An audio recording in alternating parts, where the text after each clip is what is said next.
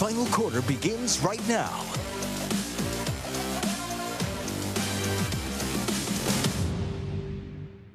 And welcome back to the final quarter here on CBS 8 Plus. John Howard, Jake Garriani, once again your weekly dose of sports around the country and right here in San Diego. And as we almost always do, we love this time of year to begin with the San Diego Padres. I don't know, about a week and a half ago, John, the sky was falling, the season was over. It was pack it up and end everything. The Padres had been swept in back-to-back series, and I think most of the Friar faithful were done. They were finished with everything, and then all of a sudden you win a series against Atlanta, you win a series against Miami, and all is okay in the world, at least on the surface, huh, Howard? Well, on the surface, but I'm going to, you're Mr. Rose-colored glasses. Let's look at everything with the sun shining. But when you look at their last 20 games, 8-12 over their last 20 games. You go 8-12 over the next 20 games, the next 7 rotations of the season, you might be fighting to make a playoff spot. I don't think they're an 8-12 team every 20 games. I think maybe they are more 12-8. But when you're looking at the last 20 games, that can be a source of a pattern. We got to get rid of that pattern and get them back to being a 12-8 team every 20 games. What about the first 20 games? Well, the first 20 games, they were more like 17-3. It's a heck of a pattern, isn't it? I mean, it is the beauty. It's a microcosm of baseball, right? I mean, you have what people call ups, you have what people call downs, and such is the course of 162. I don't want to sound like a broken record. I know people get tired of me being Mr. Positive and, hey, everyone calm down. But it is the reality of the situation. I don't know how many times this team needs to prove that they're a good baseball club. Now, was the Toronto-Seattle series, both of those, horrendous? Absolutely. Were there alarming signs? Yes. That offense, when they're down, it is like down bad. And that is scary. You brought that point up. I agree with that. They need to correct some of those really bad slumps they go through. But to get back up off the mat, it seems time and time again. Now, I do think there is legit concern for the pitching staff right now with Michael King going to the IL, Yu Darvish on that setback. All of a sudden, you're like, how many starts could Kyle Hart possibly make? And I love Kyle. I think he's a wonderful guy, but I don't know if he's the answer every fifth day in this rotation. So I do have a little bit of concern for that starting pitching rotation. We'll see how that settles out over the course of everything. You hope Yu's setback isn't too bad and he's back in that rotation. Hopefully the Michael King thing ain't too bad and he's back in that rotation in all is well. But I thought the Braves series was really impressive, especially after losing 6 straight. To go out there, they get a win in a game which Chris Sale pitches. They win that series. And then the Marlins series, I'm curious to get your thoughts on that series, John, because I think the fish are young. They're not a very good baseball team yet, but they showed a lot of fight. That was a really good series, in my opinion. Yeah, they showed a lot of fight through the whole series. And you look at the Padres, we're going for the 3-game sweep, and Kyle Hart pitching that 3rd game. Maybe he could have gone a little bit longer, and then you wonder, it was the Padres blowing 3 leads in that 3rd game. And when you're up by 2 runs in the 8th inning, you're supposed to win that game. And the Padres did not. I don't know if it was a fatigued bullpen. Or maybe some attrition where there were some guys in the bullpen you couldn't use because you used them too much already in the last few days. But hey, you still won 2 out of 3 coming out, still doing well at home, and that's great. The one other thing I'd like to point out, Jake, as we go to the National League West standings and as you study those, the Padres, if I've done my counting correctly, have dominated against National League teams. They're 25-11 against the National League. They're 6-12 against the American League. The good news there, we play more games against the NL than the AL. And you look at the National League West, what jumped out to me on this, Jake, the Diamondbacks are no longer a winning team.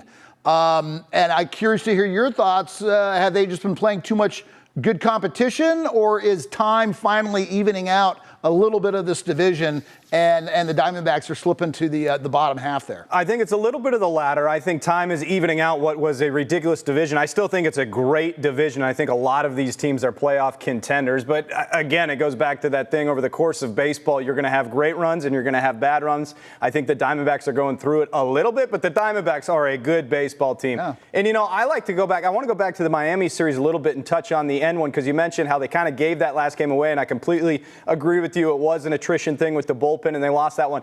But the game before that, when they went down 6-0 in the first inning, it's like they gave one away in the series finale, but in that second game, Stephen Kolek became the first pitcher since like the year 13-18 to give up 6 earned runs and still get a win, and they did it all in the first inning, so they stole one there. Thanks to some errors from the Marlins, and then they lose that series finale. But as far as the NLS is concerned, I think it's still going to be a fantastic division. But I just think reality sets in for every team. And we get so honed in, John, on our team. Of course you do. It's the one you're watching night in and night out. And so the highs are highs and the lows are lows. And when you're honed in on one team, you feel everything to the tenfold of that, right? And so I think every baseball team goes through this at the major league level, and we just suffer through the ones we follow so closely. Yeah, over the weekend, I was anchoring the sportscast here. I practically had to give Steve Price a crying towel because the Padres had lost a couple in a row. And I know we've got the standings of the top 10 teams in Major League Baseball. And Jake, what jumped out at me on this is that only 3 of these teams, that would be the Tigers up top, the Yankees, and is there a third? The Mariners down below. Only 3 of them are from the American League. 7 of the top 10 coming from the National League. And you wonder, as this season progresses, is the National League going to be the dominant league and therefore possibly the favored team going into the postseason? I think so. I mean, it just feels like right now National League Baseball is at a better level than American League Baseball, just in my personal opinion. Now, with that being said, I watch a lot more National League Baseball given where we are and in the geographical location of who we cover. But it does feel like the National League, and look, the proof is in the pudding, at least right here, however many games into the season, 50-something plus games in the season, that it is a better overall product, but that doesn't mean there aren't. I mean, look at what the Tigers are doing. I mean, there are really good teams in that American League, teams that would be scary to face if a team were to go to the World Series. But I think it's still very, very early. I think, look, this is a great, great sample size we're looking at here. It is not the whole picture. There's going to be a lot of moves made. In fact, the Dodgers are already making a move today to get a closer. Plenty will change, but it is a great little synopsis of where this season is headed, which I love because I feel like we finally have enough of a sample size to start making some real assessments of things. Yeah, if I'm not mistaken, the day that we're taping this, 1/3 of the way through the season. The other thing I wanted to point out about the top 10 Major League teams, the Padres used to be number 2 or 3 on that list. They've dropped down to 7. So again, 12 of their last 20 they've lost. Got to turn that back around, get them back up into the top 5. But I will say they want to be playing their best baseball in August and September, not necessarily now. Yeah, and here you look at their schedule, John. I mean, some winnable games right away against the Pirates, which is great, including the one on the CW on the 31st. We always love to have you join us.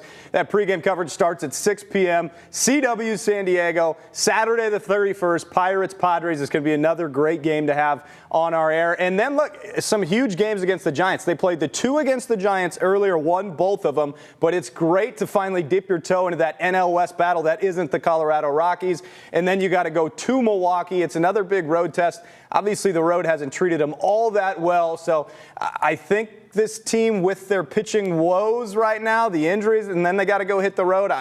I'm looking to see a team, as our buddy Jace Tingler would say, battling, because I think there's going to be a lot of battles out there with this upcoming schedule. Yeah, and when you look at that schedule, that's a series opening up against the Pirates. That starts 13 consecutive days that the Padres have to play. They get a day off and then another 13 consecutive days. So they're going to be playing 26 of the next 27 days. And yeah, they're playing baseball. It's a game, but that will also be a grind and a burnout, no doubt about it. Absolutely. Let's move from the diamond to the pitch, where San Diego FC played a match on Wednesday against the Seattle Sounders. And unfortunately, this was just a tough one for SDFC, a 1-0 loss to a good team team in the West that's right below San Diego in the table, just a point behind after San Diego lost to them. It's hard to go on the road in this league, John, and win games. It's especially hard in Seattle. It's proven to be a tough place. And the Sounders got their revenge. SDFC beat them 3-0 earlier in the year.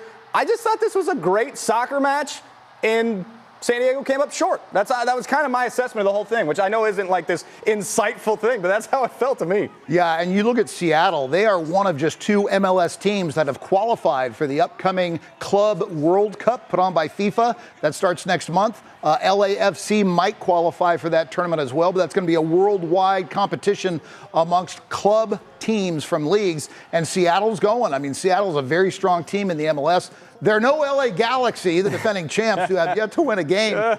But very frustrating that we couldn't get the win. But, you know, it's a tough thing to go up to Seattle. Seattle has a strong soccer following up there, so a tough place to play. Yeah, and look, the match before, as you see right here, SDFC took down those reigning champs, the reeling LA Galaxy 2-1. That was here in San Diego.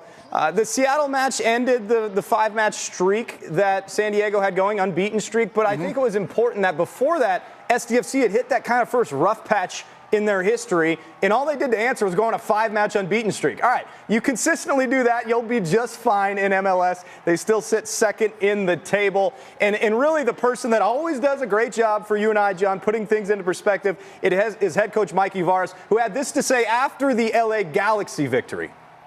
Everybody should take note of this moment in time. This is a big moment for the club. These are moments that clubs are built on. These are the moments nobody will forget that inspire an entire region and make the club real. The guys got the goal in 95th minute, and it's an amazing goal. Anders to Irving. My favorite play of the game is Irving chasing down Peck on a yellow card, 70 yards, making a sliding tackle. These are moments that clubs are built on, and these are legacies for me in terms of how Irving shows who he is on the field. I understand that Garces makes a mistake, you know, but it's not on him. It's also a combination of how we went after the game. You know, we went after the game for 95 minutes, and the fact that we still have all three of our two wingers and our number 9 that high, chasing the game at the end of the game, where easily those guys could go back and just say, let's take the 1 point. We also create our destiny by pushing the game, and I'm really proud of the guys for that. Boy, I continue to appreciate and respect what comes out of Mikey Varas' mouth. He just put such great perspective on that 95th minute goal, and then turns around and says, that wasn't even his favorite play of the game. It was his superstar sprinting 70 yards down the field. Great game there on Saturday. And speaking of Saturdays, this upcoming Saturday, the San Diego FC plays their next game, hosting Austin, Texas. And Jake, for you soccer diehards out there, typically the home team is on the left for soccer, but we are in America. Oh, I was wondering if you made this graphic on accident. I was wondering if you messed it up. No, you did this intentionally, huh? I made this graphic. It reads Austin at San Diego. But soccer is a little bit different. It shows things opposite. It shows the home team on the left. We in America are used to doing it with the home team on the right. I was going to say something, but then you had the big snapdragon underneath. I go, okay, people will get it. But, you know, John, I want you to know that it's funny. Yeah, you knew it, and you did it on purpose. I like that. There's also confusion in the whole, I mean, draws are so common in soccer. And when a team is, 6-3-2, well, is that 3 draws and 2 losses, or vice versa? So us Americans need to get trained on whether you put the draws first and the losses third, or the draws first and the losses second and the draws third. Well, luckily SDFC's done a lot of winning, so you just focus on that first category and you'll be just fine. They'll be looking for revenge, speaking of that, since we just talked about it, against Austin, who I think, if I remember right, handed them their first loss in club history. So hopefully they get back and can beat up Austin FC. Now, a team that has been red hot on the pitch, by the way, is the San Diego Wave. I mean, we don't need to harp on it, because we have said it so many times, what a turnaround this franchise has done in the blink of an eye like that. They have now just really been dominant on the pitch. They win against North Carolina this past weekend, 5-2. And now, John, it is a 6-match unbeaten streak with 5 wins. They have really found their form. Yeah, absolutely. You saw Adriana Leon there scoring with the 3-player collision. Yeah. That was named the National Women's Soccer League Goal of the Week. She was named National Women's Soccer League Player of the Week as they just, oh my gosh, they just delivered a bloody lip to the North Carolina Courage. 5-0, that's a franchise record for goals in a match. And as you've said, Jake, this team was very strong its first couple of years, and then last year was just a mess. I think they had more coaches than goals scored, and they got things turned around in the offseason, put in a new coach, brought in some new personnel, lost Alex Morgan, you know, their star player, yet changed up some personnel, and they are just on a roll right now, looking rock solid. Yeah, Alex Morgan now up in the ownership minority role, right? How about that? That was great to hear. San Diego Wave now second in the NWSL, so they've really got things rocking and rolling, and hopefully they continue that Friday, June 6th against the Seattle Reign, that also at Snapdragon Stadium. So it's been a lot of fun to watch what San Diego Wave has done this year, and really both teams in San Diego on the pitch have been playing well, John. And it's another beautiful graphic, the Seattle Reign on the left at the San Diego Wave. Beautiful. Beautifully wrong. Beautifully wrong. But we'll let Howard have his moment here. Hey, speaking of graphics, let's look at some graphics in the NBA here in just a moment. But the NBA playoffs are now down to 3 teams. And honestly, to me, John, it feels like we're down to 2 because I think the New York Knicks are cooked. Yeah. I think we really have our finals matchup, and I think it's going to be a really, really fun one. But first, what the Indiana Pacers have done, and really to the Knicks, it's been impressive. I've enjoyed this NBA postseason a lot. Yeah, what's been interesting about this postseason, there's been some great nail-biting stuff, but there's been a bunch of blowouts. And as a sports fan with no horse in the race, because my Lakers were eliminated a while ago, I want to see close, tight games, well-fought games, and some of these games being won by 30 or 42 points. It's like, come on, let's play some defense, guys. But the Pacers up 3-1. The New York Knicks have all but lost this series. I don't think it's going to be a problem for Indiana to advance. And we're going to see Oklahoma City and Indiana, 2 very entertaining teams, taking on each other. And I look forward to seeing what happens in these NBA Finals. Another beautiful graphic here, by the way. Oklahoma City is just an unbelievable wagon. They proved it in the regular season. They've proved it in the postseason. They've been one of the better teams of all time, really, if you look at their postseason victories and now what they've done. And it's going to take a lot from whoever comes out of the East. I'm obviously saying Indiana. I've said it from the jump there. I think the Pacers have a wonderful offense.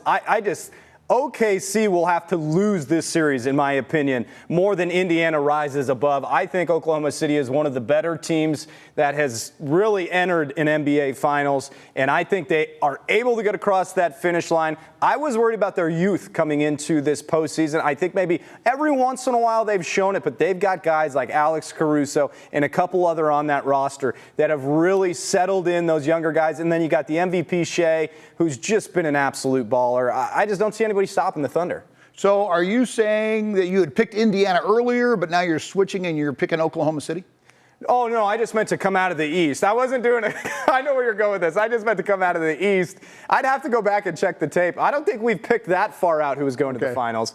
No, I meant Indiana to beat the Knicks, which I did. Okay. Which I did pick. You know, while we're on the topic of admitting when we're wrong, let's move on to the NHL because I can tell you exactly what I picked in the National Hockey League, and it sure looks like I'm going to be dead wrong. And you know this about me, John. I'm a huge hockey fan. Grew up a big hockey fan. I really thought it was the Carolina Hurricanes' year, and the Florida Panthers went in there and stomped them around. That's amazing. In Florida, they're going to their 3rd straight Stanley Cup final. What is up with a hockey team in Florida being dominant? I mean, the big teams are supposed to come from north of the border, or at least from the northern part of the United States. I don't think they have too many Floridians on the Panthers, to be honest. I would not think so. Not very many natives there playing for the Florida Panthers. And again, the Oilers are dominating the Dallas Stars series 3-1, assuming Edmonton gets in there. Again, that should be an entertaining finals, but I got to hand it to Florida with the winning culture they have. I'm putting Florida all the way through to be the ones raising that cup. Looking to win back-to-back cups for the first time, I think, just going off the top of my head, since Tampa did it, which is pretty impressive. Another Florida team, how about that? Yeah. But, I mean, honestly, it looks like I thought going into the Oilers-Stars series that Jake Ottinger was going to be the big difference, that I didn't fully trust that Oilers defense. And look, I think rightfully so. Anyone that watches a lot of hockey, the Oilers have proven not to trust them too much, but they've really been impressive this year. And if it is the Oilers that advance, the matchup between Sergei Bobrovsky, who's been brilliant for the Panthers, against the Oilers offense, and McDavid and Draisaitl and Nugent Hopkins and all these guys, it's just I love hockey, and I think you are ending up with the 2 best teams, even though a week ago I thought it was going to be Dallas and Carolina. But I did, in my defense, at the end of picking that, say, because I said that, it's probably going to be Florida and Edmonton. So I had my assets covered. It's just when you go to Vegas, just be George Costanza. Yes. Whatever you think, do the opposite, and you put your $5 down, and you'll come out a winner. This is why we talk about sports and do not bet on them. I'm sure plenty of people out there bet, but they're not taking our advice to bet on sports. Or, as he mentioned, just go bet on the opposite of what we say. If you want more betting advice, you can find us right here. Next week, we'll break all the betting odds down. No, we won't. We'll tell you exactly what not to bet on, and you should go bet on that. We always appreciate you joining us on the final quarter on CBS 8+. John Howard, send them off. All right, Padres, let's go 12-8. Wave, 7 unbeaten match streak, and SDFC back on the winning track against Austin. And how about them graphics? Yeah, baby.